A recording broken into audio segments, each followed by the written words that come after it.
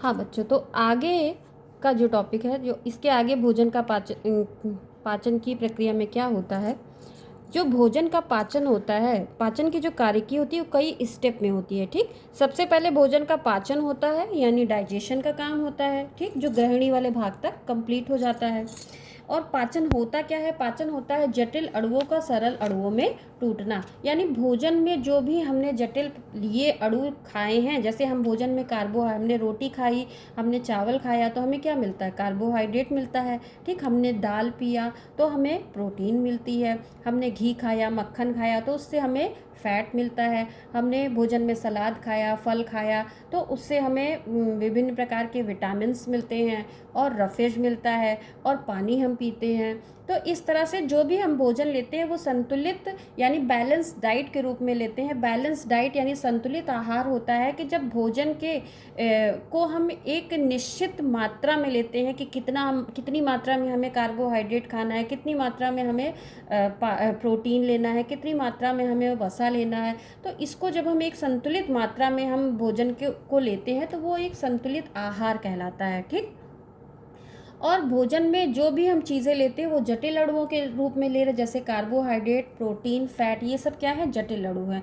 और इन्हीं जटिल अणुओं का एंजाइम्स के द्वारा सरल अणुओं में टूटना, यानी जटिल अणुओं का सरल अणुओं में टूटना ही क्या कहलाता है? डाइजेशन कहलाता है। तो जितना भी हमने भोजन में कार्बोहाइड्रेट खाया,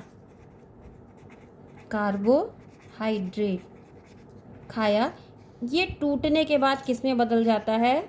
ग्लूकोज में। ठीक, यानी कार्बोहाइड्रेट जटिल अणु है और ग्लूकोज सरल अणु है। ठीक, जितना भी हमने प्रोटीन खाया वो किस में बदल जाता है? डाइजेशन के बाद अमीनो एसिड्स में बदल जाता है। और जितना भी हमने फैट खाया था भोजन, वो फैटी एसिड और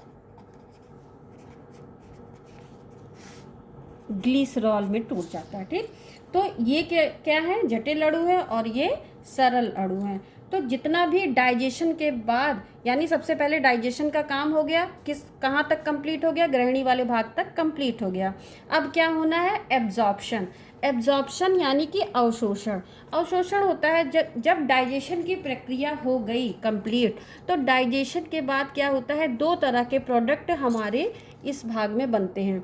दो तरह के प्रोडक्ट बने, यानी एक यूज़फुल मटेरियल बनता है जो हमारे लिए आवश्यक होता है, हमारे शरीर की सभी कोशिकाओं के लिए, और वो हमारे लिए आवश्यक होता है। और दूसरा जो होता है वो वेस्ट मटेरियल होता है जो हमारे लिए आवश्यक नहीं होता है और जिसको शरीर से बाहर निकालना ज़रूरी होता है।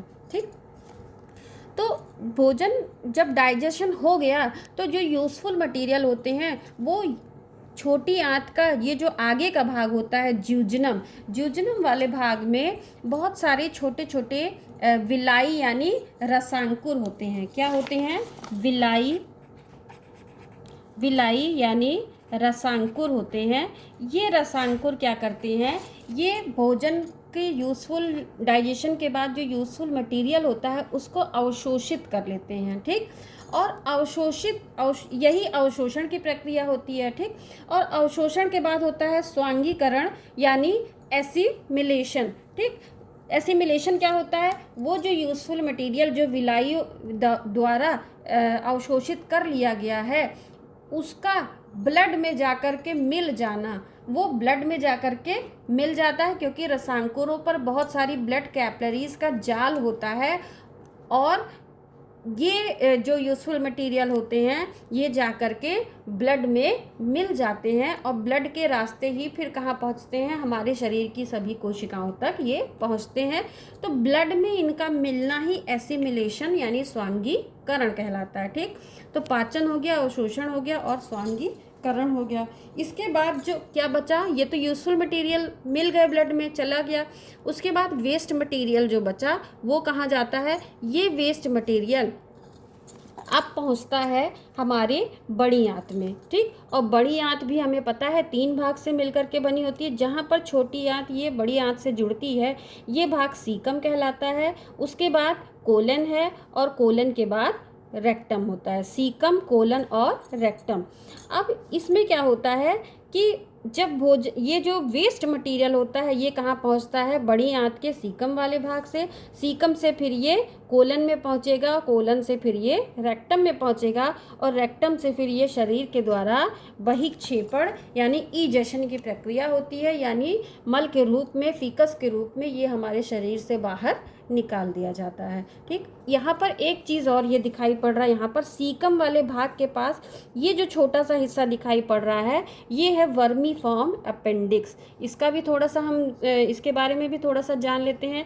वर्मीफॉर्म अपेंडिक्स जो होता है ये हमारे अवशेषी अंग में से एक होता है। अवशेषी अंग वो अंग होते हैं जो पहले कभी हमारे लिए लाभदायक रहे होंगे, लेकिन काम के रहते हैं, लेकिन बाद में फिर धीरे धीरे उनकी आवश्यकता, उनका उपयोग जब कम हो जाता है तो वो हमारे शरीर में सिर्फ एक अवशेष मात्र के रूप में बचते हैं। ऐसे अंगों को हम अवशेषी अंग कहते हैं। तो उसी की श्रृंखला में ये जो वर्मीफॉर्म अपेंडिक्स होता है ये भी एक अवशेषी अंग होता है, जिसका अब हमारे शरीर में कोई काम नहीं था। पहले जब मनुष्य का जो रहन सहन था वो जंगलों में रहता था और वो पेड़ पौधों को खाता था, पत्तियों को खाता था, यानी उस सेलुलोज के पाचन के लिए इसकी आवश्यकता पड़ती थी। लेकिन अब मनुष्य कैसा है, वो सर्वाहारी है, वो सारी चीज़ों को खाता है, भोजन को पका करके खाने लगा, इसलिए बहुत ज़्यादा डाइजेशन में हमें सेलुलोज के पाचन की आवश्यकता नहीं पड़ती है, इसलिए ये सिर्फ अवशेषी अंग के रूप में रह गया है। यहाँ पर कभी कभी भोजन के कण या कोई वर्म्स आकर के अगर बैठ जाता है तो वो वहाँ सड़न पैदा होने लगती है, और यहाँ फिर वही जो दर्द हमारे पेट में होता है वो ही अपेंडिक्स का दर्द कहलाता है। तो ये हमारे शरीर में एकदम वेस्ट है, इसकी कोई आवश्यकता नहीं होती है, और ऑपरेशन के द्वारा इसको निकाल के डॉक्टर अलग कर देते हैं।